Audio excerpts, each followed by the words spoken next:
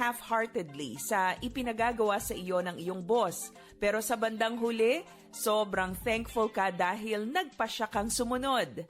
Remember that there is blessing in obedience. Lilinawin ko lang na ang pagsunod na ito ay hindi sa mga bagay na taliwas sa kung ano ang tama at matuwid. We obey our superiors in accordance to what the Word of God teaches. Kung ang ipinagagawa sa iyo ay illegal o masama, dapat lamang na hindi mo ito sundin. Pero kung ang assignment naman ay in accordance to what God teaches, wala itong lalabaging batas ng Diyos o batas ng tao, kahit hindi mo pa ito masyadong feel o type, you need to obey your boss. Tandaan mo, may pagpapala sa pagsunod. Magandang araw, ako si Maloy Malibiran sa Lumbides para sa Pro Tips, partner mo sa inspiradong trabaho at negosyong umaasenso. Paano tayo susunod kahit na may mga panahong kay hirap nitong gawin? Tip number 1, trust that your leaders know better. May mga pagkakataong hindi natin maunawaan ang takbo ng utak ng mga nakatataas sa atin. Pakiramdam natin, hindi nila masyadong napag-isipan ang kanilang desisyon o kaya naman ay may mas maganda pa sanang ginawa ang management para sa kapakanan ng kanilang mga empleyado. Iyon ang mararamdaman mo kung naniniwala kang mas mahusay ka kaysa sa iyong boss. May element ng yabang, hindi ba? Leaders and bosses almost always have a different view and perspective. Hindi sa lahat ng pagkakataon ay tama sila, pero mas madalas, mas malawak ang pananaw nila sa mga sitwasyon at pangyayari sa inyong organisasyon. You see a piece of the puzzle. They are expected and required to take care of the big picture.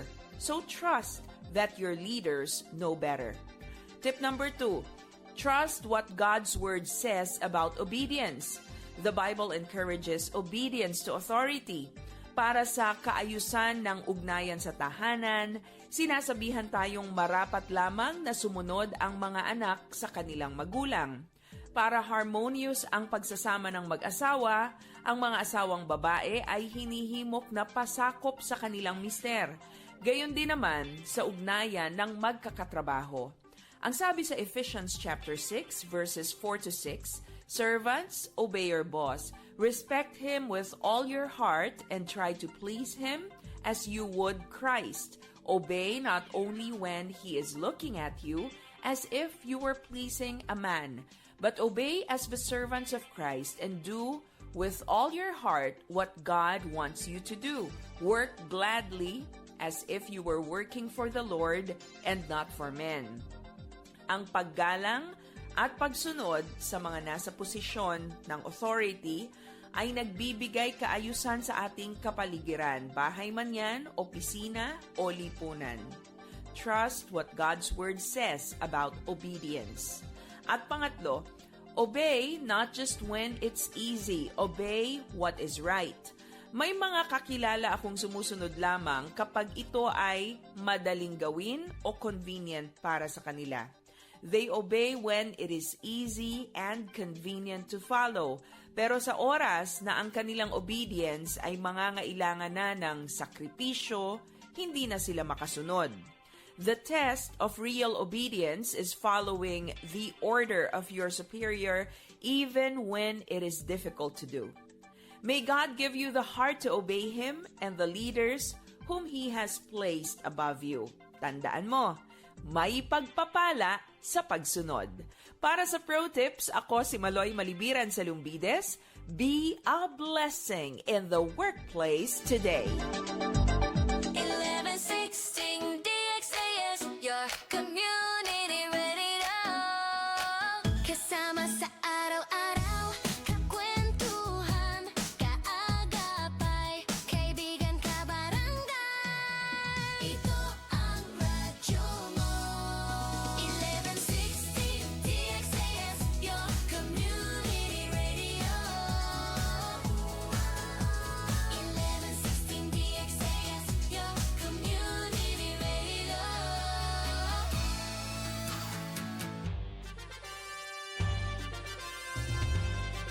Este el DXAS FEBC de ustedes Radio Comunidad. Ta serví para conecta, gobyerno, privado y mga miyembro del comunidad. DXAS 1116, de ustedes Radio Comunidad.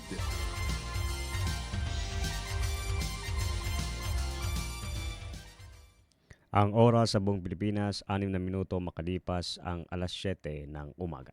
Alamin ang mga kaganapan at mga pinag-uusapan sa Zamba Sulta. Makibalita at makibahagi sa pagbabago at pag-unlad.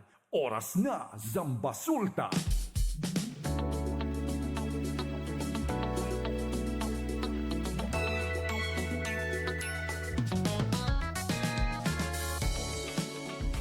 Mapagpalang araw at sa lahat na nakikinig dito sa 1116 DXAS, your community radio. Buenos dias a todo. Assalamualaikum warahmatullahi ta'ala wabarakatuh. Kayo po ay nakikinig sa programang Oras na Zamba Sulta. At syempre ako po ang inyong makakasama, ang inyong kabarangay, Robin Soling. At ako naman si Sara Mito Labing. Isang mapagpalang araw sa lahat po ng ating mga tagapakinig dito sa 1116 DXAS, your community radio. Lalong-lalo na good morning doon po sa mga nag-aabang sa ating programang Oras na Zamba Sulta. Good morning! Isang mapagpalang araw. Kumusta po ang ating weather dyan sa inyong banda? Dal IRB, no? Ang kina West Coast, West Coast, yung bagsak ang ulan. Pero Malakas. dito sa may veteran, sa may Central District, ano lang. Taliti lang. Oo, actually parang di nga natin naramdaman, no? Actually, umulan naman. Umulan, no? Umulan. Dal ayer mo how el de aton chera adi apera. Pero- Pero hindi talaga Oo, hindi siya Bagsak ang ulan. katulad sa alam mo na dumaan ako kagabi sa Talungon, oo. San Roque. Oo, Tapos kumusta doon? nung na-realize ko, ay, umulan kanina. So, Oo. alam mo kasi naman, no, yung mas maganda sana kung wala wala ng tubig na ano to, na stock up, no. Yan actually parang kung iisipin mo kasi stock up yung tubig kasi nga bumababa siya agad naman, no, katulad yung doon sa San Roque, Ali na Nakasa de Demio Primo. Actually diyan sa kanila mismo dumadaan din yung yung bridge, no, oo, yung parang hindi tunnel, ano mong tawag yan? Basta daanan ng tubig, o yung river mismo diyan actually sa bahay ng pinsan ko, Sar.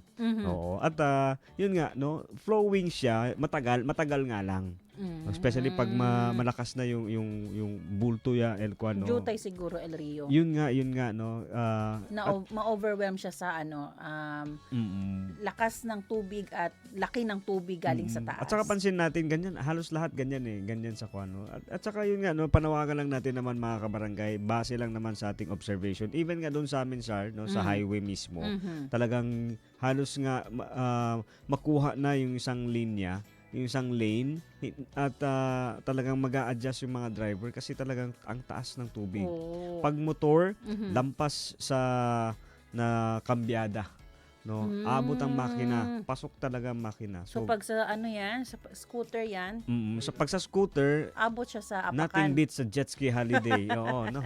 Para kang nagje-jet ski, kasi talagang pero yun nga ang observation. Pero alam mo, after naman ng pag huminto ang ulan, agad-agad namang bumababa din agad ang tubig. So observation natin talagang yun ba, no, hindi siya flowing, hindi siya talagang Dire-diretso. dire-diretso. Ayan, kaya panawagan natin early in the morning. Una talagang mag-aasikaso niyan yung mga barangay officials natin. Lagi magpa-follow up sa ating government, city government, no, para sa mabilisang repair or kung ano man dapat ayusin dyan, baguhin, dagdagan, para naman yung mga residente natin dyan sa ating barangay, di ba, man-enjoy Bibi Ali na de ustedes barangay. At saka hindi naman tayo, no, wala tayo sa posisyon, hindi naman din natin alam yung kondisyon nila. Pero alam mo, no, pansin ko lang kung may mga leader, kung may mga barangay officials naman na actually makikita mo yung presensya nila na nandiyan sa sinosolve yung problema. I don't think so, no, hindi ko siguro hindi mag-aalangan yung tao na tutulong diyan, di ba? Kasi may initiative. Ang siguro, no, ang idea lang doon kasi wala tayong gamit, yung tayong mga constituents, wala tayong masyadong gamit, walang pala, walang truck, no, para sa, pero kung alam mo yun, bakit Naalala ko yung pala kasi yung mama ko nag-order ng pala sa Okay. online pagdating daw ganito. Mm, 1 inch ang para sa- laki. Paradise yung garden lang, Telo. Oh, ayun po. So, Mm-mm. good morning Good morning. everyone. Praise God po dahil ngayon ay Thursday, Mm-mm. October 30. Tomorrow, holiday. No? Enjoy po natin ang ating holiday bukas. Mm. At abangan po ninyo ang ating mga balita, ang ating mga impormasyon at ang ating mga word of inspiration ngayong araw na ito. At saka actually pala sir, no, ingat din pala dyan sa ating mga kabarangay sa Sulu, Basilan, Tawi-Tawi kasi nga malakas din ang alon, no? I think kung may balita tayo doon yung tungkol sa isang barko ng na pangpasahero, no, na papalapit na siya sa pantalan, no, para Mag-dock? mag-dock na sana. Mhm.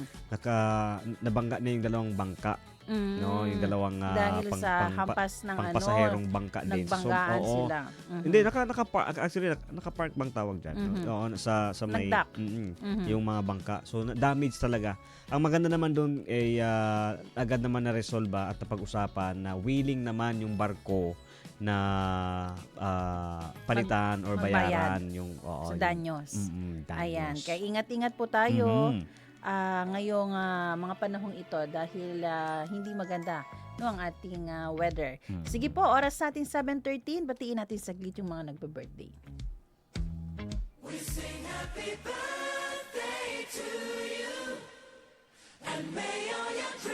Happy, happy birthday. This is your birthday song.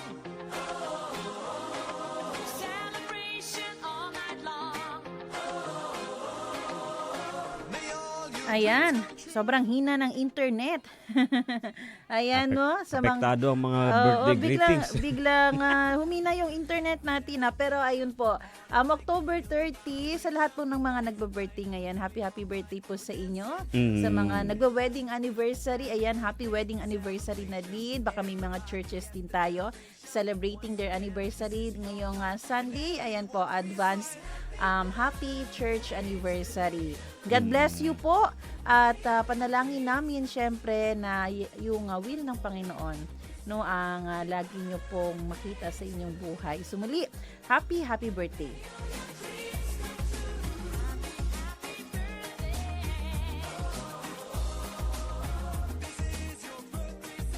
Salita at tanong ngayon.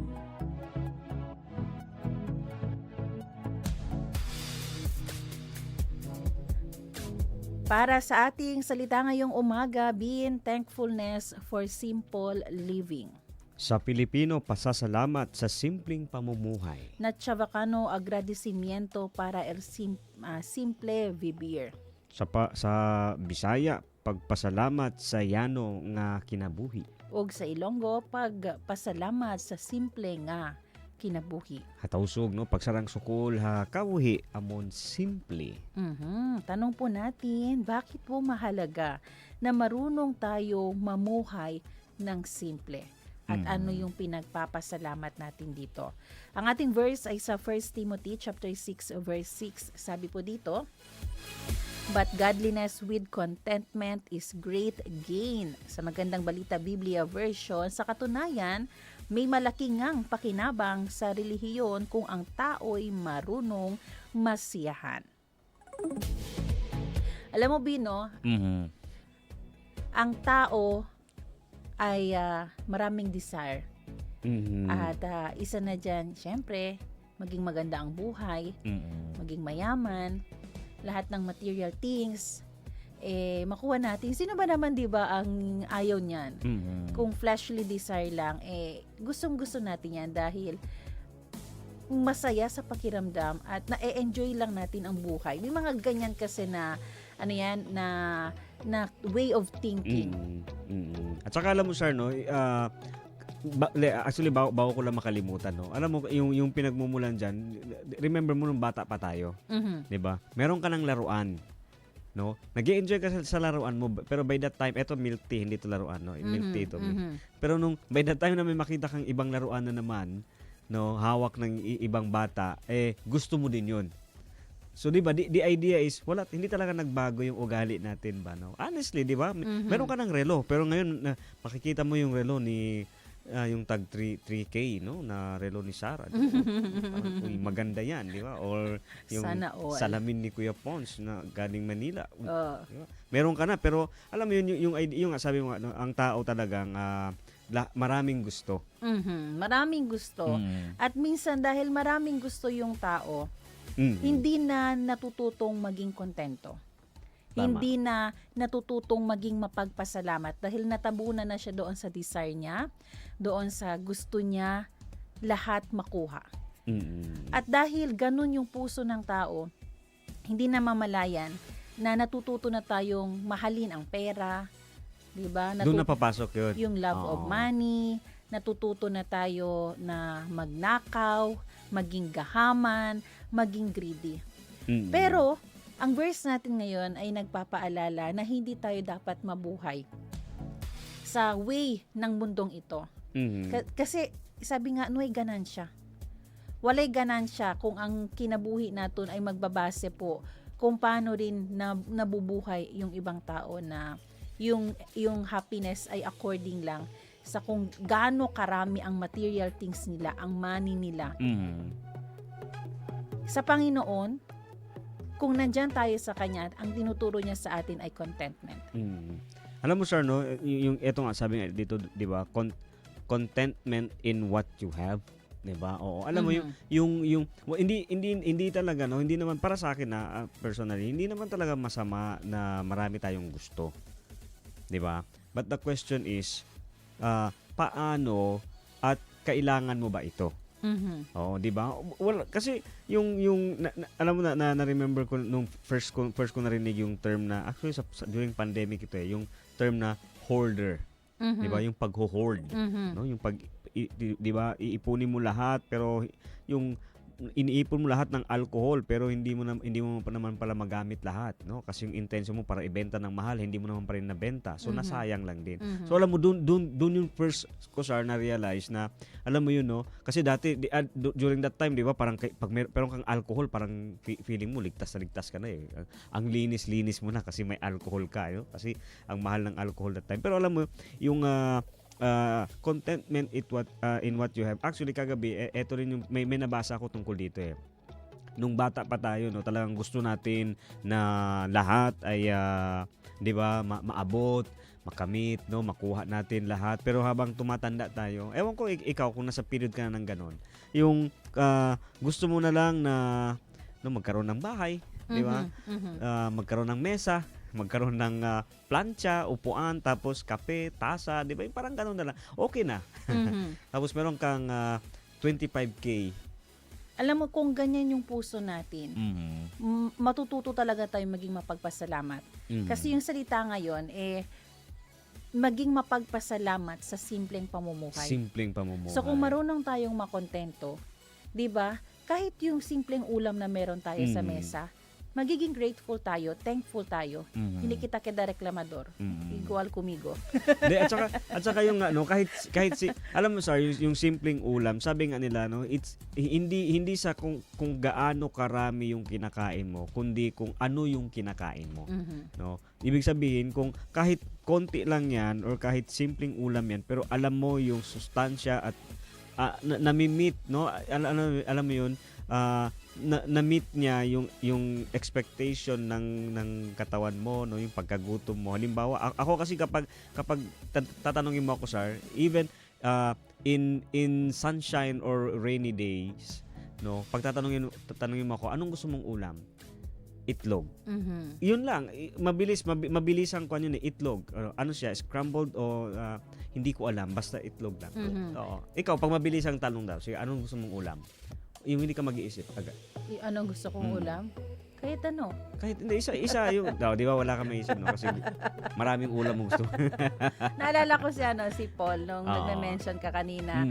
Ano yun, ulan man or araw. Oo, si Paul din, itong sa verse natin, kaya niya din na-discuss about contentment kasi na-experience niya din sa panahon na meron siya at wala siya. Dahil may contentment siya, alam niya na masusupply ng Panginoon ng kanyang mga needs.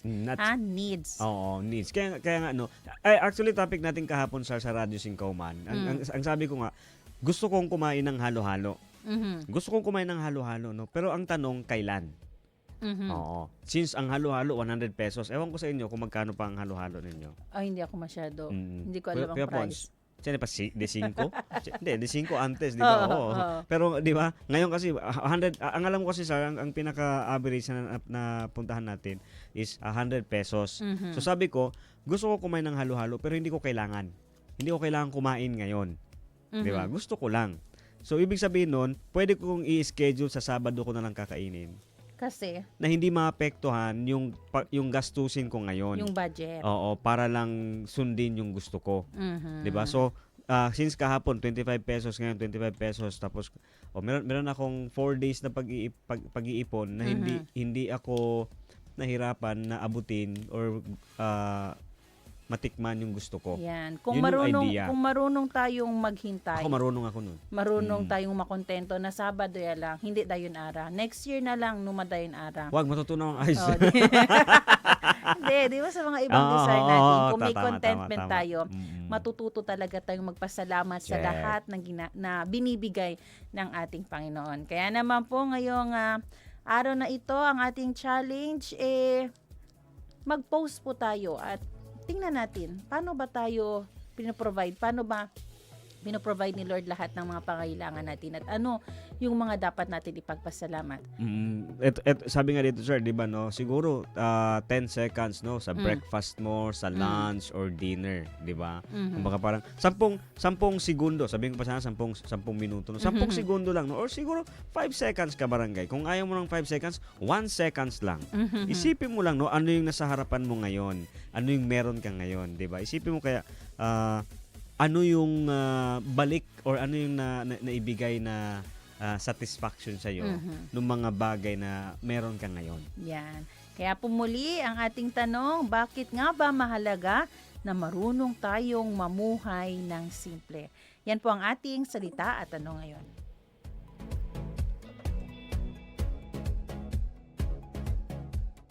Mga gawang kabutihan para sa bayan.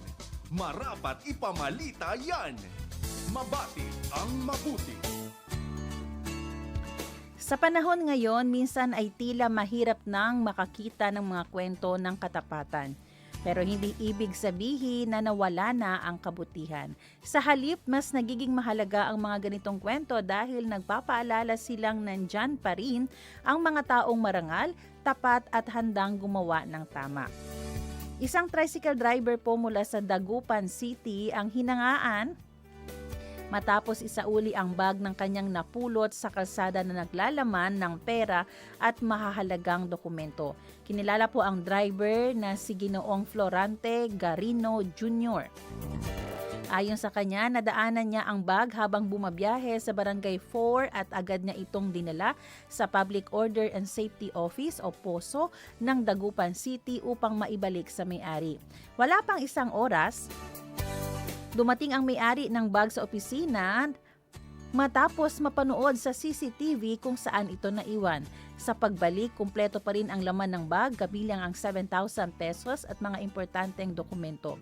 Ayon pa kay POSO Chief Arvin Decano, nagbibigay sila ng gantimpala sa mga mamamayang nagpapakita ng katapatan tulad ni Garino bilang inspirasyon sa iba. Dito natin makikita na magkakaugnay ang pagiging tapat at pagkakaroon ng sistematikong pamamahala upang agarang maibalik ang mga nawawalang gamit o salapi.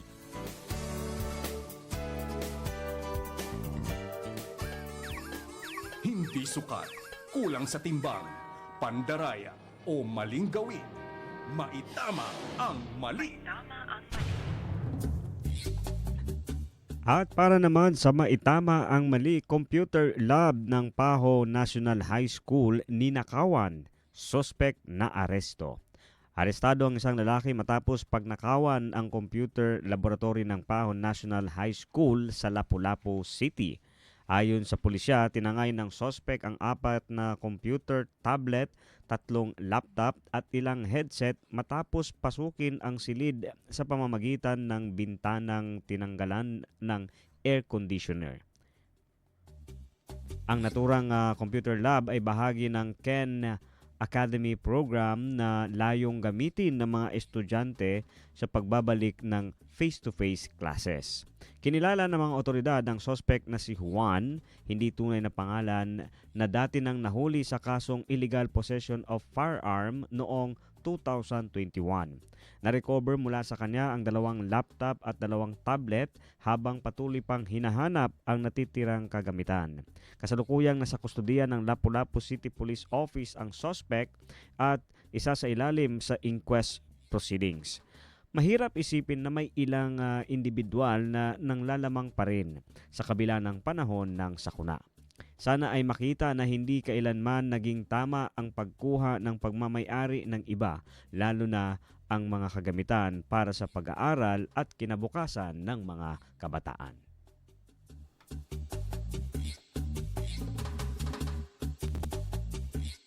Zambasulta Balita.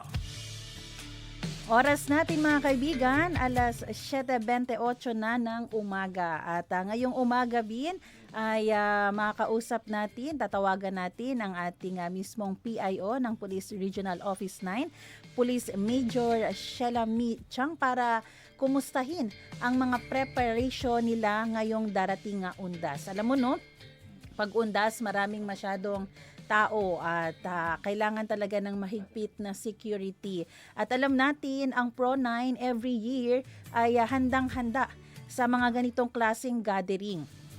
Ito nga ating Police Regional Office 9, laging may mga ahead na mga meetings na ginagawa. Pero syempre, kailangan natin marinig mismo mula sa kanila kung gaano nga ba prepared ang ating mga kapulisan ngayong darating na undas. Kaya po makasama natin sa ating linya ng telepono ang mismong PIO ng Police Regional Office 9, Police Major Sheila Mi Chang. Ma'am, good morning. Ma'am, good morning po. Yes, good morning ma'am. Una sa lahat ma'am, thank you po sa pagbibigay niyo po ng oras dito sa aming programang Oras na Zambasulta.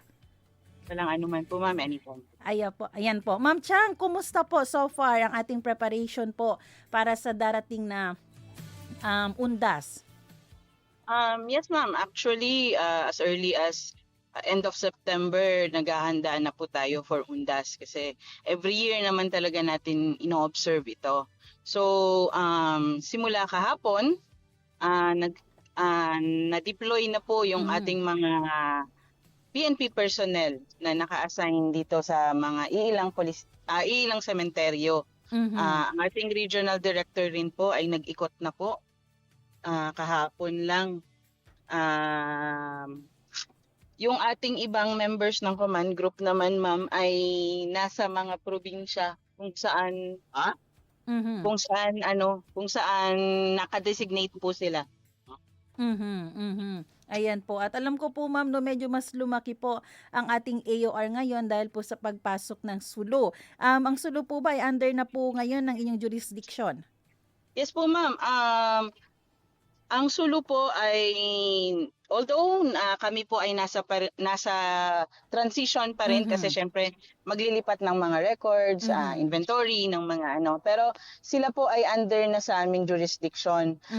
For Undas, luckily ang Sulu po ang may pinakamababang number ng sementeryo na meron registered po.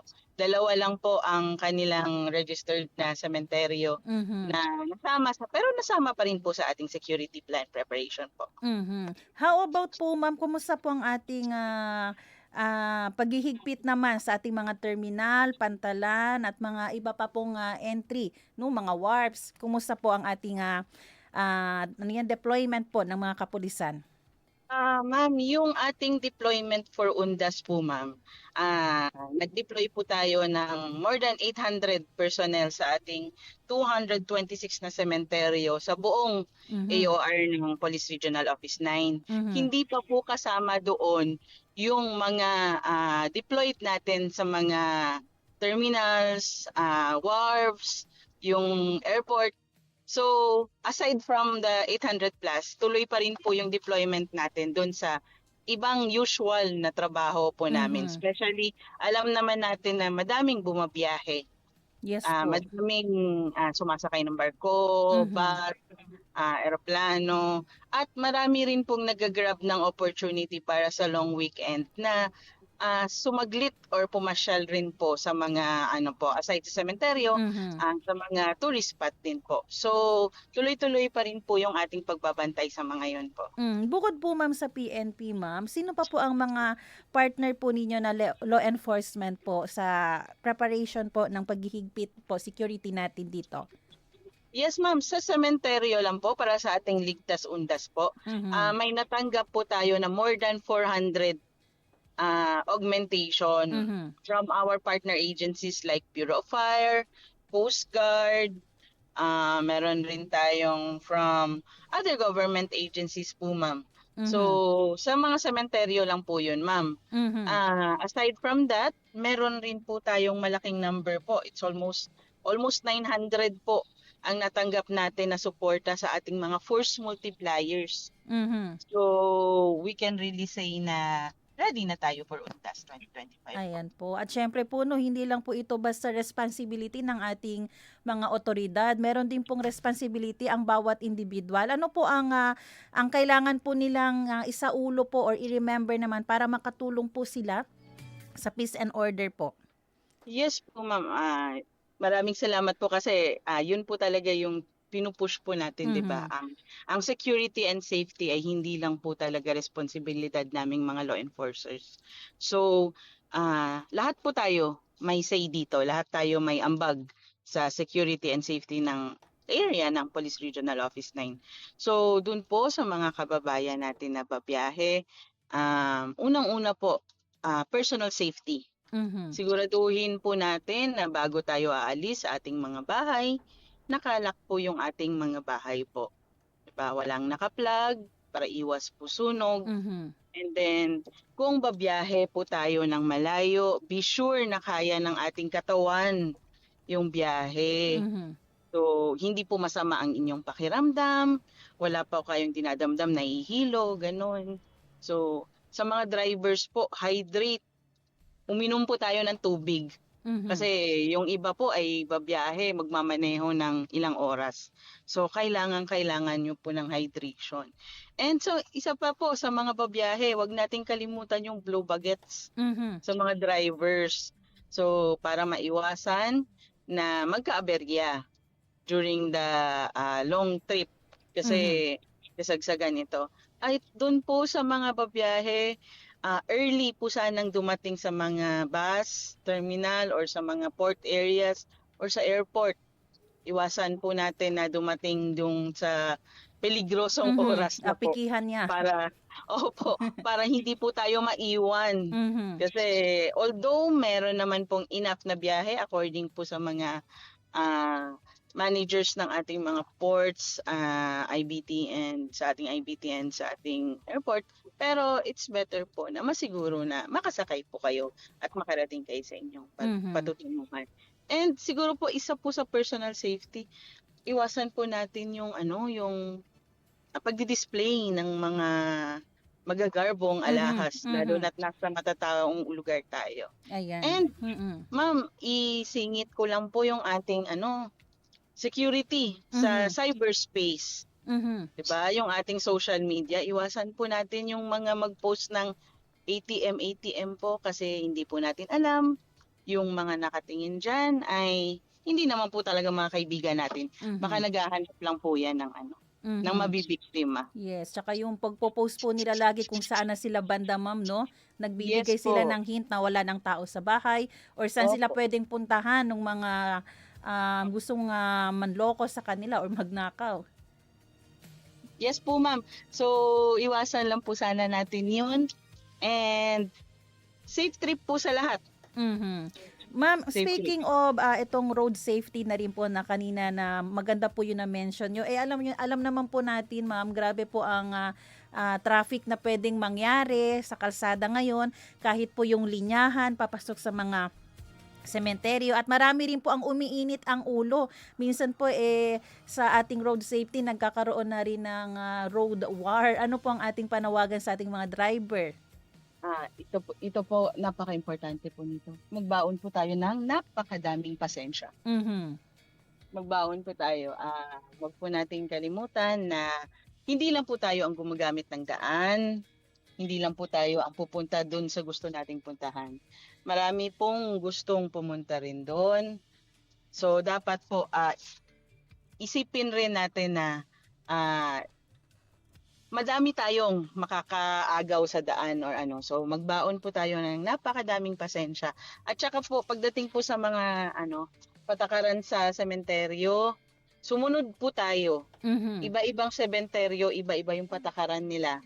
So it's for your safety naman po. Hindi naman po gagawin 'yon ng management ng ating mga cemetery kung hindi po ikakabuti ng ating mga kasama po. Ayan. At lastly po ma'am, no, kung halimbawa man talagang hindi maiwasan na meron pong mga aksidente or may mga emergency, saan po sila pwedeng lumapit ma'am? Meron po tayong ating 3 numbers lang naman po natin kalimutan. Yung ating hotline, dial 911 po. Nandito pa rin po yung ating 911. Darating po ang inyong PNP sa loob ng 5 minuto pa rin po. Yan po ang ating commitment. Tuloy-tuloy po yan. Nagpalit lang po kami ng Chief PNP pero ang ating 911 ay active pa rin po. Mhm. At yung mga police desk natin ma'am, nandyan naman po yan, nakapwesto na ma'am, no? Yes po ma'am, actually activated na po lahat ng ating police desk. 226 cemeteries po meron tayo, pero ang ating police desk po ay umaabot po ng 230 plus or 240. Ayan So, po. ready na po tayo for Undas 2025. Ayan po. Baka may huling panawagan pa po kayo, Ma'am Chang, bago po namin kayo bitawan. Yun po, again, reminders lang po sa ating mga kababayan, mag-ingat po tayo lagi. Ensure po yung ating personal safety kung tayo po ay aalis. Personal safety and health. Huwag po natin kalimutan yan. Gusto po namin na makaalis at makabalik kayo safely sa inyong mga pupuntahan po. So, tandaan po, 911 for any police assistance po. Nandito po ang PNP para siguraduhin safe po kayo ngayong Undas 2025 po. Ayan. At huwag nating kalimutan, magpasalamat din tayo sa ating mga PNP. Kada dadaan tayo sa ating mga nakikitang mga pulis, magpasalamat po tayo dahil habang tayo ay nag-e-enjoy na mag-family gathering sa mga sementeryo, magkaroon ng opportunity makauwi sa ating bahay, ang ating mga pulis po ay naka-duty. So maging grateful and thankful po tayo. Ma'am Chang, maraming salamat po sa inyong oras. God bless you po. Ingat po kayo, ma'am. Maraming salamat din po, ma'am. Magandang umaga po. Ayan, nakausap po natin via phone live ang ating mismong PIO ng Pro9, Police Major Shelami Chang Bin. So yun yung mga dapat natin tandaan. No? Ang ganda ng reminder sa atin ni Ma'am Chang sa pagbabiyahe, kung aalis ng bahay, wag tayo magpo-post para hindi natin mabigyan ng ng idea. Yung mga magnanakaw. May tinatawag naman din tayong late post. Oo. Diba? Ganun na lang. Diba? Late post. Layoff, tapos nasa bahay ka na pala. Oo. Wag real-time post, no? Ilagay mo lang late. Hindi, para makasabay ka Wag lang mo bigyan naman. ng idea. Oo. At saka para makasabay ka lang naman doon sa, kumbaga, ganap nung araw na yun. Mag-late post ka na lang. Ayan. Mahirap naman sabihin mo advance post, di ba? Next Baka year. sabihin mo din, late post, pero ang totoo pala, nandun ka pa rin pala sa sementeryo. Ayan po. Eto naman, may confirm Bin. pa nung tao, puntahan pa sa bahay. Nag-late post mo talaga. Eto naman, pag-usapan muna natin saglit itong Executive Order Number KHYM 063-2025. Ito po yung mga rules and regulations po para sa commemoration ng Todos los Santos y Las Almas, November 1 until November 2. Yung mga pagbabawal, okay, bawal po ang backpacks, pagsusuot ng bull caps o yung 1116 DXAS, wag niyo munang suotin, bawal po yan. Bawal po yung chalecos, jackets na may hood, kasi hindi makikita ang inyong muka. Kailangan visible sa ating mga otoridad ang mukha nyo para madaling matandaan kung kahina-hinala ba ang yung mga ginagawa. Firearms, bawal po, bladed weapon, selling inside cemeteries, playing ng loud music, bawal din po ang liquor, ha? Akal kasi sa kita tabla, alcohol. Mga inuming, mga alak. Kasi pag ina-influence na kayo ng alcohol, yan conflict, mag-aaway-away kayo, nagkagulo na pala kayo doon sa harap ng Diretso puntod. ka na. Firecrackers, bawal po. At Last trick mo. any type of gambling. Ayan. No overnight din bin. Bawal Okay. lang overnight gawin sa mga sementeryo. At bukas po ito, no, yung sementeryo ay open from 5 a.m. to 11 p.m. starting October 31 hanggang November 2. Ayan. At ano pa yung mga prohibitions natin dito? Oo, yun nga sir, sabi dito the following shall be prohibited during the commemoration of Todos los Santos y Las Almas, no? From 12 noon, okay, ng October 31, so bukas hanggang alas 5 ng hapon ng November 2. Effective Oo, na to effective na to itong Executive Order, EO. Ayan, no. Ito nga yung una, no, sabi mo nga kanina sir, yung bringing of firearms, no, bladed weapons and other similar items inside the cemetery premises, no, ay bawal 'yan. Bawal yung pagdadala ng mga armas, no, ng mga kahit yung mga nail cutter, bawal 'yan, di ba? Oo, kasi may bladed Yung mga jutay kutsilyo. Oo. Ayan, no. So ito din yung pagbebenta or siyempre pagbebenta at pagiinom ito na ng mga alak, no, sa loob ng sementeryo ay ipinagbabawal yan sir, no. At ito nga yung pagdadala ng mga backpacks, no, yung pagsusuot ng mga kalo, no, or sombrero, ayan, ng mga waistcoats or chalecos, jackets, bawal. Ayan, bawal din po yung loud music Oo, loud music, bawal. from radio or portable speakers. 'Di ba? Panahon 'yan para alam mo 'yon, no. Isa doon, 'di ba? Kumbaga, yun commemorate, 'di ba? Oo. Bakit ka magpa-party sa Oo.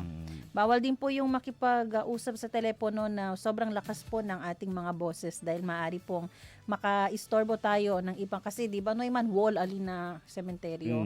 Minsan nga magkakadikit lang talaga yung mga lapida diyan. So kailangan po natin maging conscious din sa mga ibang visitors, no, para magkaroon ng peaceful visitation sa kanilang mga mahal sa buhay. And of course, bawal din po yung pagpapark lang kung saan-saan. Dapat po yung mga sasakyan natin ay nakapark sa designated area. So make sure pagdating po doon, alam nyo po saan kayo pwedeng magpark para maiwasan din natin yung mga traffic dahil onde lang kita takaba man park di aton mga vehikulo. And syempre, absolute no vehicle shall be allowed inside the public cemetery and sidewalks. Yun. So, bawal sa loob. Okay, oras po natin 7:45 ng umaga. Pasadaan lang natin talaga to sa Glitby. November 1 and 2, meron pong scheduled power interruption ng ating Zamselco. Maraming nag-react dito. Ora-ora daw All Saints Day, All Souls Day, man brown out daw. 7 a.m. to 4 p.m. 9 hours brownout po sa V-Pace Primary Line serving portion ng Kuruan Sibutad Road. Apektadong mga lugar po ng 9 hours brownout sa November 1 and 2 ay ang Santo Niño, Sapamanok at Bagakay, Campilar, Kuruan. Ang kanilang dahilan ay line stringing at relocation po ng common DTs sa bagong erected na mga poste and relocation din ng drop wires sa mga bagong poste din. Okay, and sa mga nagtatanong, yung merong bang Zamselco na payment center, special non-working holiday October 31 bukas bin. Ang Zamselco Main Office, Ayala, Sangali Sub-Offices ay bukas ng 8 a.m. to 3 p.m. only. Bukas yan. Sa City Mall and Southway Collection windows, bukas po sila ng 9 a.m. to 3 p.m. Ang Budget-wise Collection window ay bukas ng 8:30 a.m. to 3 p.m. At sa November 1 naman, sir, no, ang All Saints Day, ang Zamselco Main Office, Ayala and Sangali Sub-Offices sarado. No, City Mall and Southway Collection windows are open from 10 a.m. hanggang 3 p.m. At sa Budgetwise San Jose Gusu Collection window is open from 1 p.m. to 3 p.m. Sa Sunday, All Souls Day, November 2, ang Zamselco Main Office Ayala, Sangali Sub-Offices ay bukas na po ng 8 a.m. to 3 p.m. Yung Budgetwise Collection window ay open ng 8:30 a.m. to 3 p.m. City Mall and Southway Collection windows ay close sa Sunday, November 2. Pero pwede rin po kayo magbayad ng inyong bill through online payment channels gaya po ng GCash, Maya BDO, Online Banking, BDO, Bills Payment, and BPI Quick Pay para hindi na kayo magpila pa, hindi na pipila Hindi pa na sa bumiyahe mga center, no, paying center, mas mabuti pa mag-online transaction na lamang tayo. Oras natin 7:47 ng umaga at yan po ang ating mga balita para sa araw na ito.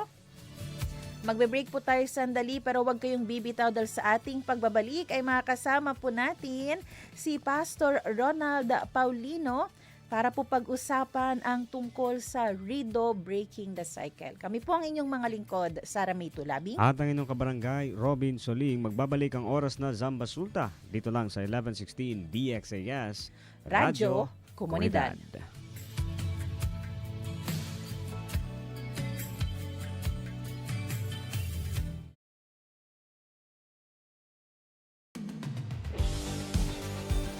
Pakinggan ang mga kwento ng nagbagong buhay sa pamamagitan ng mensahe ng pag-asang mula kay Hesukristo. On air, online, at on the ground. Ito ang The FEBC Report. Kasama si Luis Miguel Castillo, President ng FEBC Philippines. May kasabihang edukasyon ang mabuting pamana ng magulang sa anak. Dagdagan pa natin, dahil ang pinakamagandang legacy ay ang faith sa Panginoon. Tingnan natin ang kwento sa buhay ni Georgia Castor mula sa Iloilo City. Ako nakakilala ako sa Panginoon kasi yung kapatid ko una nakakilala. Tapos mayroong siyang pinadala na pastora pag-share ng Word of God. At doon ko na kilala ang Panginoon na tunay pala siya at buhay. Kasi noon na hindi pa ako sa Panginoon, hindi ko alam yung Bible. Hindi ko yan alam. Tapos palamura. Tapos iba ang paniniwala ko. Palagi pa kami sa mga disco-disco. Hindi naging madali ang kanyang buhay. Nasubok agad ang kanyang faith through her marriage. Pero yun din ang season kung saan nakita niya ang greater purpose ng Diyos sa kanilang buhay. Question ko sa Panginoon, bakit siya ang naasawa ko? Kasi grabe nga challenge sa kabuhay ko. Consequence, nakapag-asawa ako na walang totoong relasyon sa Panginoon. Minsan, sabi niya, hindi ako magsimba. Kahit magbigay ako sa Panginoon, ayaw niya. Tapos, yung pinabili pa ako yung sigarilyo ba, doon ko nalaman pala na yung lugar na yun sa kanilang lugar, walang isang nakakilala sa Panginoon. Doon halos mga babaylan o yung mga witchcraft, doon sila masamba. Pero sa biyaya, kahit na yung nag-sacrifice ako, pero sinagot ng Panginoon na doon sa lugar na yon mapuntahan at ma-share sang goodness ni God sa kabuhay nila. Sa ngayon, yung Joey niyang isang babaylan, isa na siya nang nag-share ng Word of God sa lugar na yon. At madami na doon ang natanggap at nagkilala na Diyos na buhay natin. Daily habit ni Georgia na patugtugin ng malakas ang 1233 DYVS, ang FEBC station sa Bacolod City. Naririnig ito ng kanyang kapitbahay na hindi naman close sa kanya. Pero later on ay nakakilala ito sa Panginoon dahil dito. Ngayon kasama na ni Georgia ang kanyang kapitbahay at ang pamilya nito sa isang local church.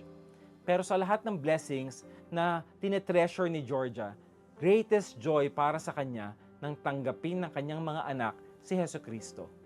Ako po si Kisha Ann Marie Castor, isang registered pharmacist. Bali, nung elementary po ako, nakarinig na po ako tuwing Sabado sa istasyon po. Tapos na-mold na po ako. Malaking tulong po sa akin na makarinig ng mga Bible stories. At habang nakikinig si Ang yung mother ko, kasi everyday po talaga sa stasyon ng DYBS yung aming radyo sa bahay. So, technically, nakarinig din kami ng salita ng Diyos sa istasyong ito. So, lumalaki po ako, nakikita ko po sa nanay ko na kung paano siya binago ng Panginoon at kung paano magpagamit sa Panginoon na naging faithful sa Kanya sa aming paglaki. Makikita ko sa Kanya yung passion niya, yung heart niya, kasi nung baby pa po ako, nung natagpuan niya yung istasyon nito, tapos yung family namin po isa nagsiserve sa Panginoon dahil po sa pakikinig niya at sa kanyang passion po na mag-serve sa Panginoon at maglingkod po na faithfully hanggang ngayon po nagsiserve.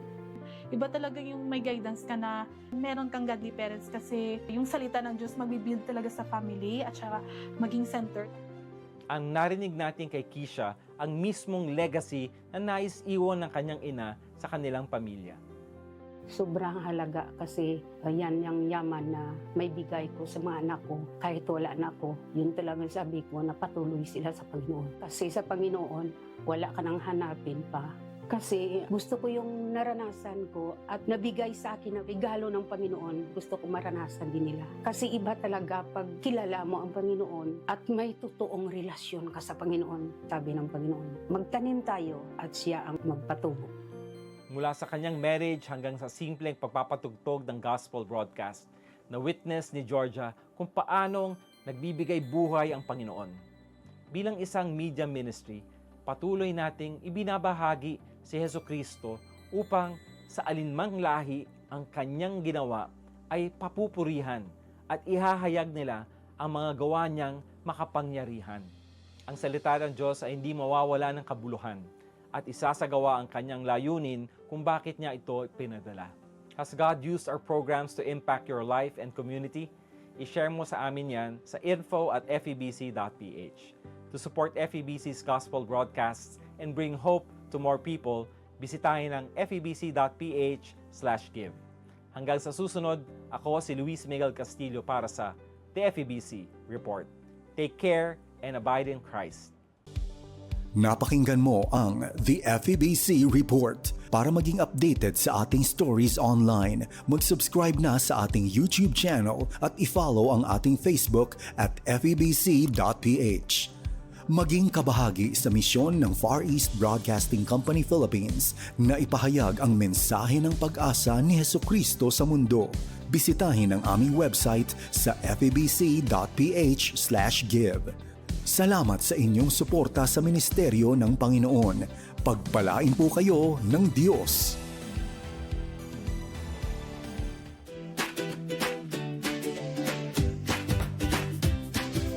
Mga kids! Ready na ba kayo?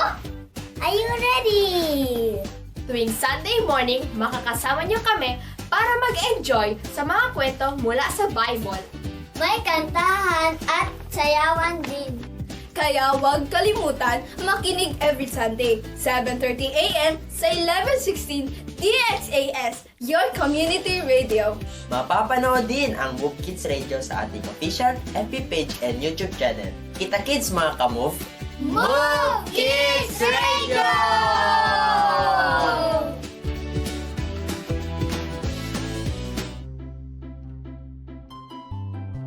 Sabi ba tu, ay pwede kita ibita konel desgrasya na kamino? Si pirmi kita akorda konel blow bagets. Si kuya, memorial lang pirmi konel blow bagets. Akorda lang pirmi checkya konel? B. Brake. Asigura que justo el level del brake fluid, chequea también con el brake pad y gas pedal. L. Lights. Antes de man viaje, chequea anay si embanamente todo el magaluz. O. Oil. Chequea pirmi si justo va el level del oil, bisya también si tiene leaking. W. Water. Chequea también con el level del agua. Debe hindi tan leaking el radiator, y tiene agua el windscreen wiper. Pirmi lleva maskin 1 litro de agua. B. Battery. Debe no hay corrosion el batería y alcanza na metal plates el electrolyte liquid de este. A. Air. Asigura que justo lang el pressure del aire dal dituyo rueda y reserva. G. Gas. Asigura kay husto ihinde ay palta el dituyo gasolina si ora tutan biyahe. E. Engine. Checkya si embuenamente el tuning del makina. T. Tire. Asigura ki hindi pino el goma. Inuay roto el mga rueda pati spare tires. S. Self. No maneha si quiere dormir, cansaw, tanbuyong o tomaw. Prinsipya ara, blow bagets. Pirmi checkya con el brake, lights, oil, water, battery, air, gas, engine, tire, y self. Tiene presente, responsibilidad di aton el seguridad na camino. Este aviso te lleva con ustedes el 1116 DXAS Radio Comunidad.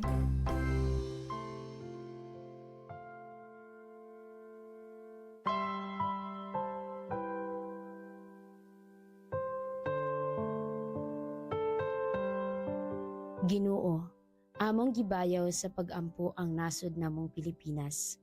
Alang sa matag empleyado sa gobyerno nga napili o gi-assign nga mahimong usa ka public servant.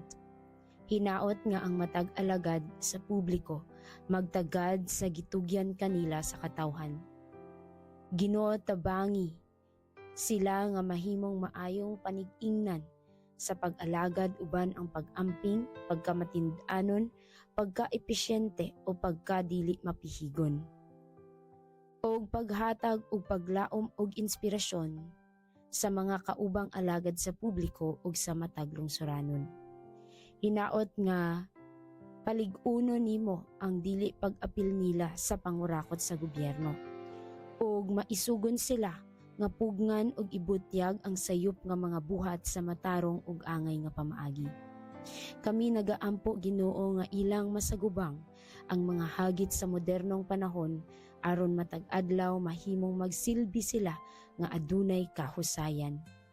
Hinaot nga ang matag alagad sa publiko magkinabuhi sa panaad nga mahimong mahigalaon sa Dios, mahigalaon sa tawo, mahigalaon sa kinaiyahan ug nasyonalistiko ngadto sa pangandoy sa usa ka lig-on, hayahay ug linaw nga kinabuhi alang sa matag Pilipino. Kini ang among pag-ampo sa ngalan ni Jesus. Amen.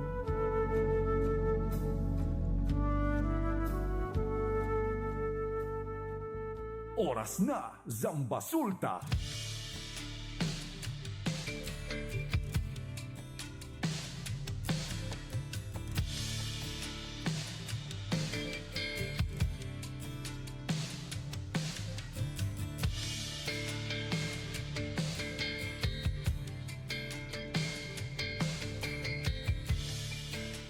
At nagbabalik ang oras na Zambasulta. Kayo pa rin po ay nakikinig sa 1116 DXAS, your community radio.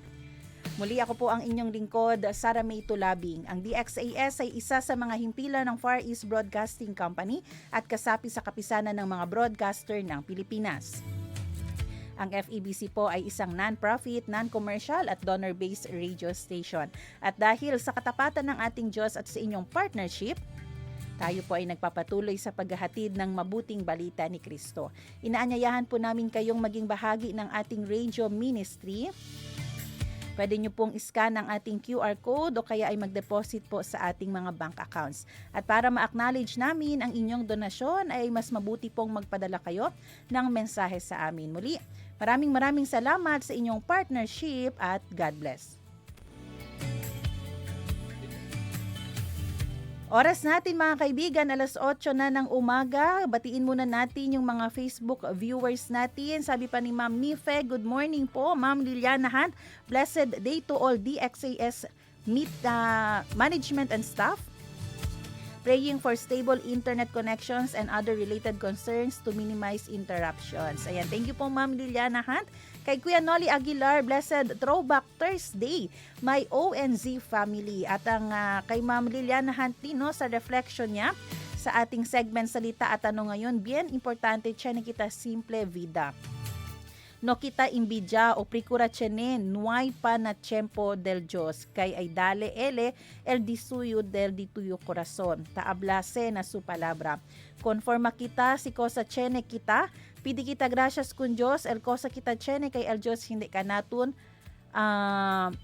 hindi ka naton deha, inuay gayod nada ni para kome. Ayan. Chene gayod ken ay ayuda ka naton kay el di aton fe, kumpiyansa y esperanza kon Dios lang gayod. Ayan, maraming salamat po Ma'am Liliana Han sa inyong reflection. God bless you po. Pag-usapan natin.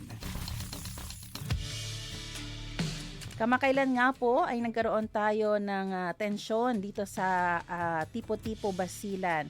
At dahil po ito sa Rido at dahil po sa naganap na tensyon ay nagkaroon po ng pangamba at takot ang ilang mga residente dun at marami po sa ating mga kababayan ang nagsilikas. Ayon po sa otoridad, ang dahilan ng tensyon ay dahil po sa dalawang local groups or families at dahil sa gusto ng pamilya na maghiganti doon nga sa isang kamag-anak nila na pinaslang dito sa isang bus terminal. At dahil po dito ay ginawa po ng ating mga otoridad ang kanilang buong makakaya upang mapacify ang mga naganap o ang giyera na naganap doon sa Tipo-Tipo Basilan. Ngayon po pag-uusapan po natin ang tungkol sa Rido, Breaking the Cycle, dahil ang bawat isa po sa atin, alam natin kapag meron po nasaktan isa sa ating mga miyembro ng pamilya o tayo mismo, talagang hinahanap po natin yung revenge o yung hustisya. Pero bakit nga ba mahalaga po na maiwasan po natin yung paghihiganti? Porque importante kay hindi kita po na nadiaton mano, ese manbalos kita ng otro gente. Ano nga ba ang kayang gawin din ng paghihintay natin ng hustisya at bakit mahalaga na putulin natin itong tinatawag natin na Rido or paghihiganti? Makasama po natin dyan para mapag-usapan natin ito si Pastor Ronald Paulino, pastor po ng United Evangelical Church ng Isabela, at the same time chairman ng Christian Ministerial Fellowship of Basilan Incorporated. Pastor, good morning. Hello, good morning Sarah. Buenos dias Adi.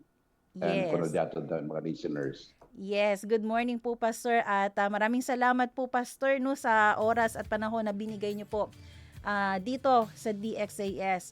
Pastor, yung unang tanong ko po Pastor, ano po ba yung mga factors? Bakit po yung tao, minsan po hindi lang po as a group, as a family nangyayari yung Rido. May mga individual pangyayari din po na gusto natin maghiganti. Ano po ba yung mga factors nito Pastor? Bakit gusto natin talaga humiganti doon sa taong nagkasala sa atin? Para sa akin siguro normal lang sa ating pagkatao. Actually parang hindi lang yan defense mechanism, pero kung minsan kasi pag maagrabyado tayo, ang gusto kaagad natin maghiganti na. I do not know, Sarah, okay lang ba? Magtagalog ako. Yes na po. yung Tagalog ko. Pwede man siya bakano. Opo, pwede po Pastor. Pwede man siya bakano. Si.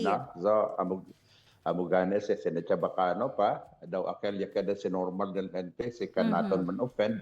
Kaya dahil kita mambalos. No? Gusto natin makahiganti kaagad. Normal yan sa tao. Especially pag feeling natin na dihado tayo. No?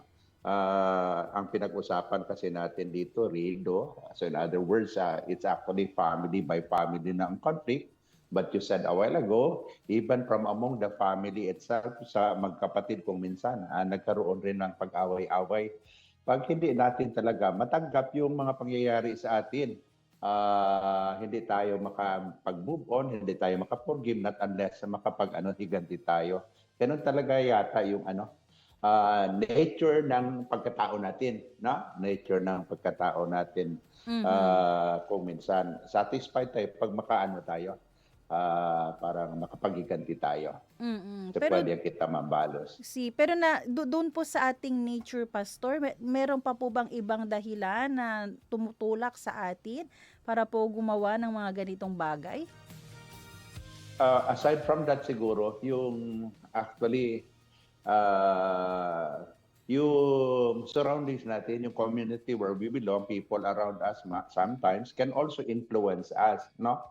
Kaya nga sabi natin, kung sana at the first stage pa lang, maagapan ka agad, may makapagbigay ka agad sa atin ng yung ano ba, yung advices that are actually wonderful and awesome as well to consider.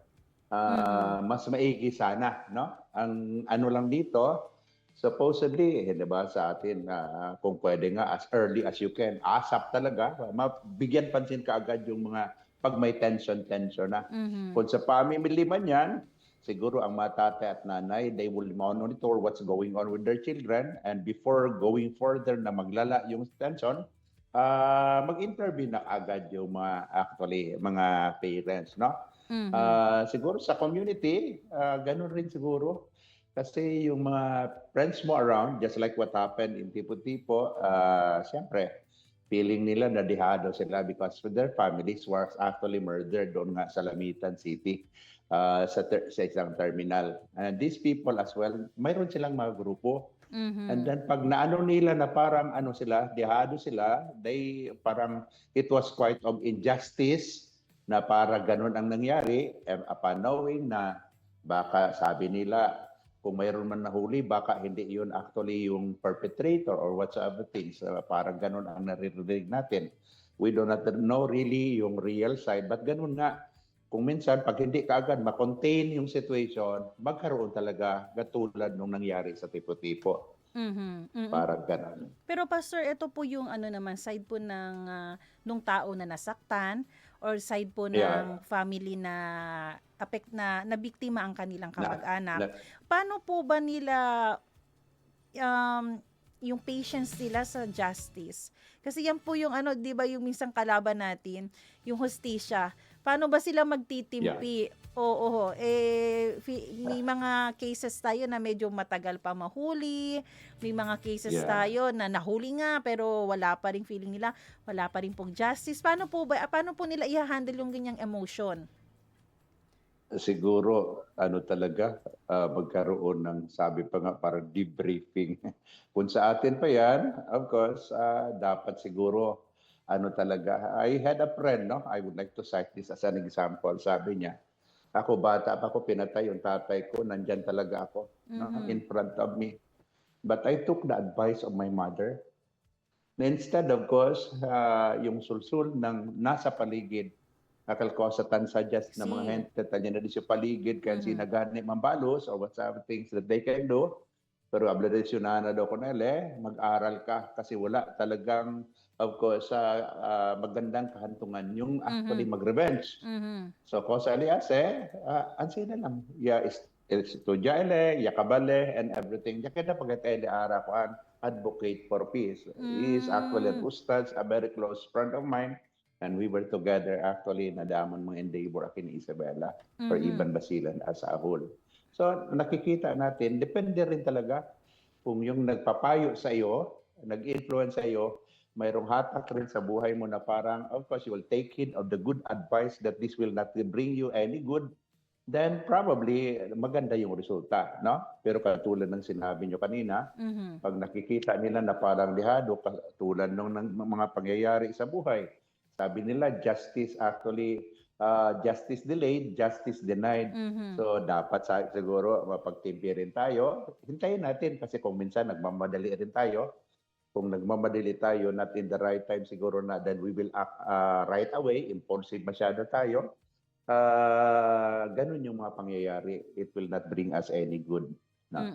Mahalaga po yun, Pastor, no, na ma-emphasize po natin ngayon na sa panahon na yung damdamin natin ay mainit, mapusok, talagang naglalayab for revenge, makapag-decide ang ating isip kanino ako maniniwala pagdating sa mga advice, sino ang aking papakinggan.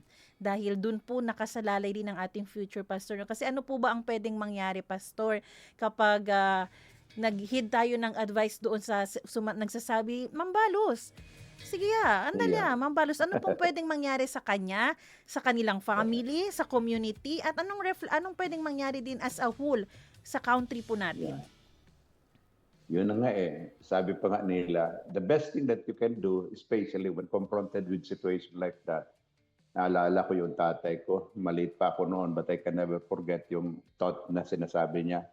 Do not make any decision when you are emotionally unstable. In other words, kasi kadalasan daw, you will end up actually in the wrong side, na pag unstable pa yung emotion mo, kasi nadala ka ng emotion mo, kung minsan, of course, hindi na sound yung pag-iisip mo, and you cannot actually think it twice. So, ihano mo muna. You have to allow yourself to calm down and really be reasonable. After all, ikaw naman actually, hindi lang ikaw ang mag-suffer eh. Just like your family and people around you. No? If you think of the future na mayroon pa namang future, I know that it happened for a reason, para sa atin siguro sa iba, and we know that full well. I can remember actually yung sinabi nga ni Joseph at the time na yung mga kapatid niya because of what they did to Joseph. Pero yung sabi ni Joseph, don't worry, what you did for evil, God meant it for good. Ang ganda-ganda kaya noon, di ba? Sabi natin, you can truly appreciate how good God is kasi amidst all these mga negative things, we know everything happens for a reason. If it happens, God has a purpose. And of course, we will always look beyond the experience that we have on that particular day or the time kasi inalaw yan for a reason. May isang verse po, Pastor Nur, ito, pagdating sa revenge, Romans 12:19. Sabi po doon, yung paghihiganti ay hayaan natin ang Diyos po na gumawa niyan. Bakit po ba mahalaga, Pastor? I mean, pwede naman pagkatiwalaan. Walang question na pwedeng pagkatiwalaan yung gagawin ng Panginoon na revenge po sa mga taong nanakit sa atin. Mula pong question po doon. Pero bakit mahalaga po maghintay? Kasi po minsan, abuti na lang 10 years na lang, wala pa man sa nahitabo sa iya. May mga puso rin po talagang naghihintay. Nasa na yung revenge na sinasabi ng Panginoon, akin yan, siyang bahala. Paano po ba yan, Pastor? Ang sa atin naman, I hope and pray somehow, quoting that particular verse, sabi nga ni Lord, revenge is mine. Hindi naman actually na when God said na ako ang actually, you al mambalos, dahalan si kumigo, sila baka pa. It doesn't mean, kay man wait, kay kita, mira kita ko na paralyzed eh. Siguro after a week or after a month, mira ko na something will happen to that person. Dahil di aton aji, abla si Lord, no may ito mantik, man revenge pa to. Because I know full well, I know the real situation, sabi yung alkosa ta sa deaura, and even what's best for you in the future, let me handle all these things. It doesn't mean tamen, abla si Lord, kastiga gacho ko na isa, para man dayo mira contigo, kaya balos yun. Hindi man taman ng sinela idea, the Lord, God has His own way. Baka later on, eventually, mas blagana sila. Sila gani, man-release kita forgiveness to somebody, it's very actually, it's very difficult. It's easier said than done, di ba? Abla kita, pwede lang kita easily ma-forgive po nisi, forgive and forget. Pero tiyan, di ba, malisod biya sa sina, malisod sa, takes actually God's grace as well to be able to release forgiveness. Abla gani kita, but of course, it will always start the best thing that you can do probably so that you can forgive that person. Instead of cursing that person, kaya ito, siguro mabula-bula sa elbow ka one day soon. Pero you will start praying for that person, that the Lord will just bless that person. And that of course, as you see as well, all these things developing, and you learn actually you start praying for that person, you can easily forgive that person. Eventually, of course, pwede ito naman release forgiveness. See, it's hard for you at first. Start praying for that person, and of course, forgiveness will just follow. Kasi po, Pastor, si Chenehente kanya pwede asinti duele ka naton or na di aton member, the family, or na di aton circle of friends. Yung unang issue po talaga ng heart natin, yung pagpapatawad. Yan po agad. Kaya ba natin agad magpatawad? Pwede ba, Pastor, agad magpatawad? Kaya po ba yan ng isang tao? Paano po ba natin, ano po ba yung payo natin pagdating dito? Pwede ba dayon kita debe aprende dayon to perdon ako nila kahit gaano kalaki yung kasalanan, ganyan po ba din ang approach natin sa tao? Probably it will of course the Lord doesn't want us actually to keep yung hatred on ourselves, diba? When the Bible tells us in Matthew chapter 5 and about, I think 23, talks about actually, thou shalt not murder, huwag kang ganyan, because you will be judged. But in verse 23, the Lord tells us plainly, sabi niya, if you will offer something or an offering to the Lord, and you found out somebody has offended you, it's not you who offended somebody, but you found out somebody has offended you, you have to leave your offering in front of the altar, go to that person, be reconciled to him, and go back and offer your offering. God is just simply telling us, we were given no option here. Amo sel de aton kuan ba? Nakita option aki kunande ablaganele, if you wanted that your offering will be acceptable to me, probably your worship and your act of worship and everything that you do for the Lord, daw abla si Lord, hindi ako na siya receive, si hindi anit ako na siya ase el primero cosa. Nisita, you have to leave your offering muna, and go to that person. So reconciliation is basic, sabi na. Forgiveness is basic actually. Kasi it's probably easier said than done, but I said, God has never given us an option. We have no choice but to follow actually what God says, so that of course we can please Him. And diba, manisod man, siguro tiyane-bes gani na Kristiyano, tiyane-bes, daobla kita. Oo, so, abla, pagani tiyane pa mga Kristiyano, tabla, okay. Pero naimaya, the wounds are healed, but the scars remain. Pero na Christian siguro dapat mo isalsina, di ba? We truly have no option. If we wanted to please Him more than actually pleasing ourselves, we have to release forgiveness. We have to follow what the Lord has commanded us to do. Less of course the Lord as well. Parang, Lord, I don't want to do something hindi man taman nyo. Even our act of worship. It's a privilege from Sunday to Sunday. Taman worship kita, tanong glorify kita. Pero daw, maskin el cantada dato na iglesia, during praise and worship, your act of worship, listening to the messages and everything that you do, even your daily prayer, hindrance na dito yung daily prayers. Abla sila, oops, namaanay. Nisita na ito ko na first and foremost as Stella Sposa. So, dapat Christians should always observe that, no? Abla kita, dapat kita punandadatan pensamento before anything else. Meron po ba tayo halimbawa, Pastor, ng isang story, no? Siguro pwede po na-witness nyo, nalaman nyo, or nakuha natin sa passage na naging maganda po ang resulta dahil marunong po siyang maghintay sa plano ng Panginoon, or hinayaan niya na ang Panginoon, Elman, abla kita, mobe, nako sa Cornelia sucede. I just actually recounted to you a friend of mine. It was a true story. You can just imagine that a young boy like him, ablagan is actually si abla lang tumanhid lang LL mga advices, that is your families and everything. Kasi LL premier puwagete.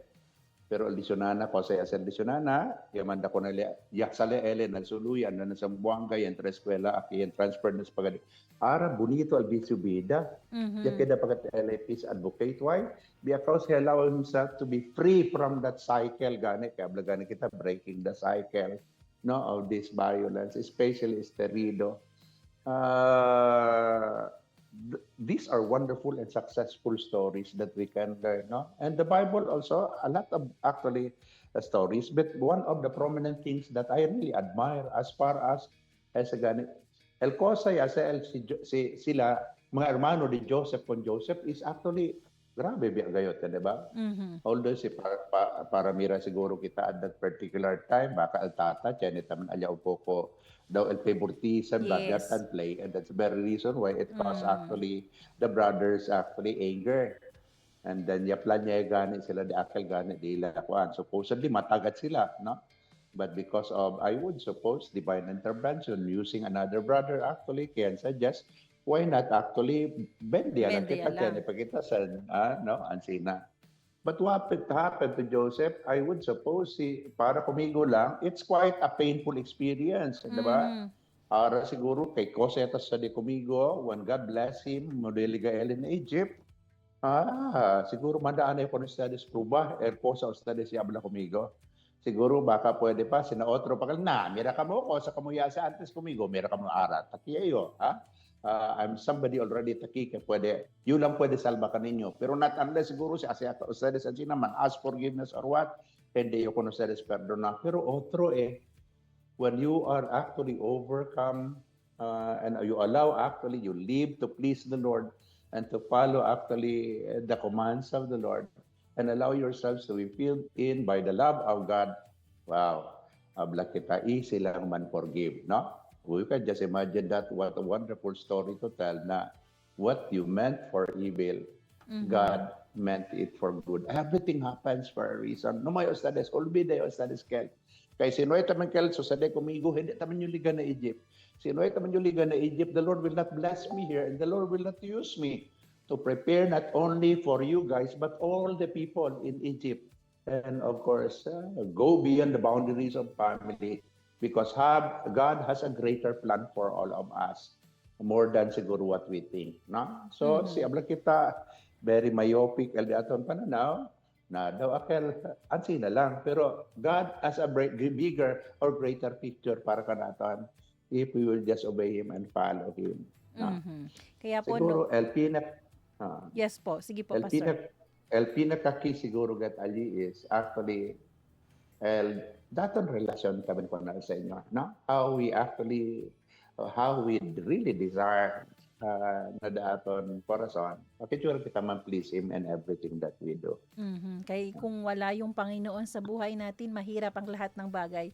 Mahirap Mahirap. magpatawad, mahirap hindi gumanti, mahirap ang hindi ilagay sa atin ang batas. Pero at the same time, habang ginagawa natin yan, walang peace sa puso natin, magpapatuloy ang galit, ang hatred, resentment, at hindi ka na makakawala sa slavery ng kabigatan ng puso. Kalba everyday lang pesaw el di aton korason. Kaya po yung totoong Hindi lang. si Pastor. Hindi lang actually sila el man suffer. Ito mismo ang suffer, di ba? Habla sila. Yes. Simple lang el buhay Habla sila. Simple lang el buhay para man-enjoy. Live peacefully among people. And that as you see them enjoying their lives, you will also, of course, enjoy your life. Kasi siyan sila tiyan attention. Igual ba sila kasa? Si hindi ustedes man habla sila ay kada bueno amistad do otro gayo, diba? Take a look tayo ustedes noon kasa, pero sila man encuentro ustedes birahan kara, mira-mira na butiki, maski no man butiki, mira-mira para na perel gat man habla sila encuentro los. And can man alitan suffer, diba? Todo kita tan suffer na family, pero si bonito gat ni openness na family and all these things siguro bonito gayot. Although ablagan kita, it takes the love of God para kanaton man overflow. El agape love of God. That's the kind of love only that can actually release forgiveness. Even abla kita to even love the unlovable. It takes the love of God. Kaya man overflow na daton corazon para pwede kita, possible kita sa kasi di aton lang sarili na pero kita mira kanila mambula-bula di ila boka. Sila po sa no? At ako rin po, no, idagdag ko din po doon, kahit minsan nakahigan na pwede kita mambalos, wala pa rin po talagang satisfaction sa puso natin.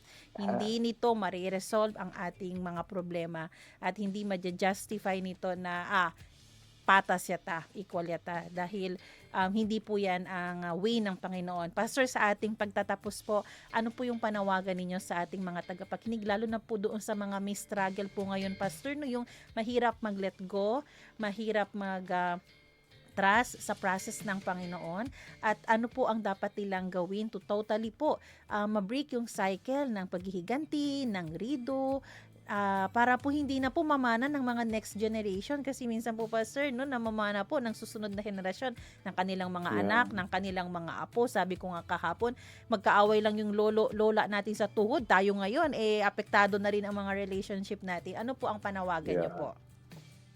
Actually, we learn from the past. Experience in the past will teach us a lot. Yung sa Sulu before the Tans family and mga ibang mga tulabing ba yung family na ang rido grabe masyado, di ba? Tulabing po. Parang yung actually there's a clan actually war sa Sulu before because of rido. Nakawawa talaga yung maapo na and all these things actually mag-suffer para sa consequence. So many times actually Hindi lang actually yung family na mamatay, yung kapatid, and everything, parang may title pa nga sila, ubusan ng lahi. Pero anong contentment mayroon? Di ba? Anong actually end result niyan? Kawawa naman, not only the family, nawawalan talaga kasi nawawalan ng buhay o nawalan na ng opportunity to live peacefully, na para bang maglakad ka dyan, nasa panay na tingin mo sa gilid-gilid mo, baka mayroon tayong mga kaaway or what. Pero yung mga tao rin, na-displace yung mga tao and all these things. I hope and pray enough na lesson na yan, that we can learn something, no? Siguro, una-una, ang panawagan ko, I hope and pray na yung mga leaders natin will have the political will to really address. At saka magkaroon tayo ng yung tawag natin, yung mga elders in the community, that they can, yung may mga at least they can actually command respect from the people, especially religious leader, will really come into the picture. And as soon as possible, mabigyan ka agad ng magandang advice sa mga tao na nakaranas ng mga ganyan na mga experiences, especially yung feeling nila na yung justice were denied for them, katulad ng nangyayari dito sa atin. Good na lang nga, we have leaders right now, of course, yung governor natin, si Mujib Akbar, is actually on hand talaga sa mga pangyayari na ganyan. No? Maraming success story rin na nakikita natin na, of course, taking as well from his very own experience, nakakonvince rin niya yung both party na really they need to realize that all these things actually hindi maganda ang actually end nito. Kundi lahat actually mag-suffer. No? So siguro rin sa atin, I hope and pray na ganun nga. I would like to just give you one example. Ako, nakaranas rin ako ng ganyan. Mhm. Somebody actually misunderstood me one time. Ako kasi yung squadron director ng PCJA before, and we had actually parang information drive sa Pantalan, and may isang tao na nagalit sa akin kasi tumitingin daw ako sa asawa niya. Sa kanila daw, bawal daw yun. Sabi ko, I'm actually talking to the people sa Pantalan. Siyempre, I contact things like that. Pero I never intentionally actually look at your wife. Saan ba doon yung wife niyo? Sabi niyo yung mas-jura. Opo. Ganyan. Pero sabi ko, Bapa, sorry lang talaga kung ganyan ang pananaw mo. I'm a married person. I'm also a pastor. Hindi lang sa aming reliyon bawal yan, kundi sa akin personally, bawal talaga yan. I live to glorify the Lord. We are here to help people around. That will be our joy. Tapos, sabi niya, tinuturo-turo niya sa ako and things like that, na parang, sabi niya, papatayin ka, whatsoever. Sabi, sorry lang, tagala. Wala talaga akong nagawa, kundi mag-sorry ng sorry. Then eventually, actually few days after, yung pamangkin niya, I do not know, nag-request sa amin ng ambulance na i-ferry yung nila pasyente galing sa isang hospital, papunta silang Zamboanga. So, may ambulance man kami dito sa church before, ambulance ministry. So, kinukuha ko yung actually, kapatid niya pala yung auntie ng engineer na nag-request sa akin. So, nakita niya ako doon sa hospital, carry yung patient, ay binilagay sa ambulance, tapos papunta sa barko. And then, of course, nakita niya, kahit ganung mga pangyayari, sabi niya, iba pala to. Mga ganun ba? And then, few days after, bumalik siya sa akin, nag-sorry siya. Siguro nadala lang ako ng selos o siguro mataas lang BP ko. That particular time, I'm so sorry. Ngayon, nakilala na kita, ganun pala yung trabaho niya. Sabi ko, walang problema yun. We understand sometimes siguro, may mga provoking circumstances or what. But if I offend you in one way or the other, so ano bang nasabi ko, sa tingin ba or whatsoever. Kasi nakamastura nga hindi po naman sabi na ganun, may pagtingin ka or whatsoever, hindi mo kilala yung tao talaga.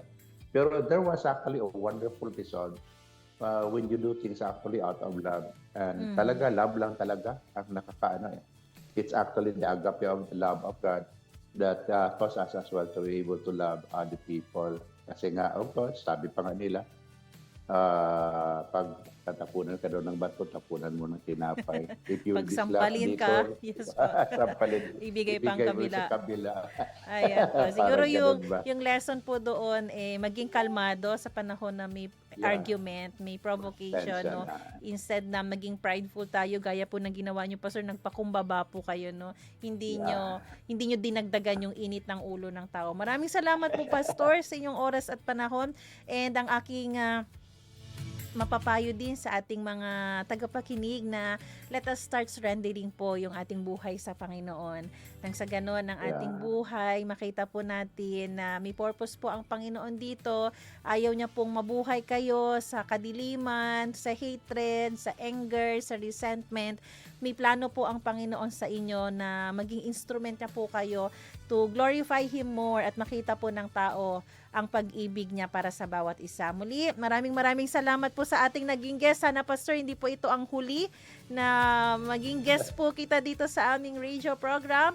Muli, ang ating pastor ng United Evangelical Church of Isabela and Chairman of Christian Ministerial Fellowship of Basilan Incorporated, Pastor Ronald Paulino. Pastor, daghan salamat. Muchísimas gracias. God bless you po.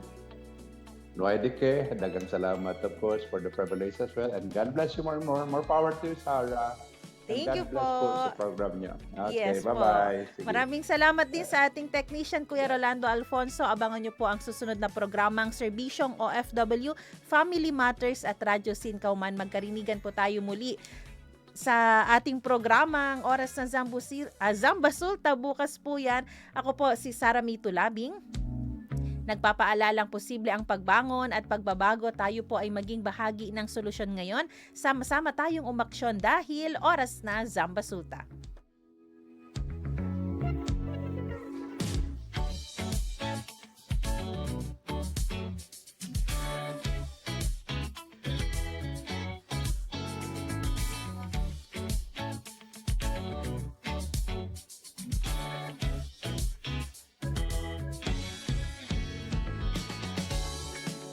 Inyong napakinggan ang programang Oras na Zambasulta. Para sa mga komento, mensahe o suhestyon, tumawag o mag-text sa 0916-296-6625 o sa 0998-844-1410.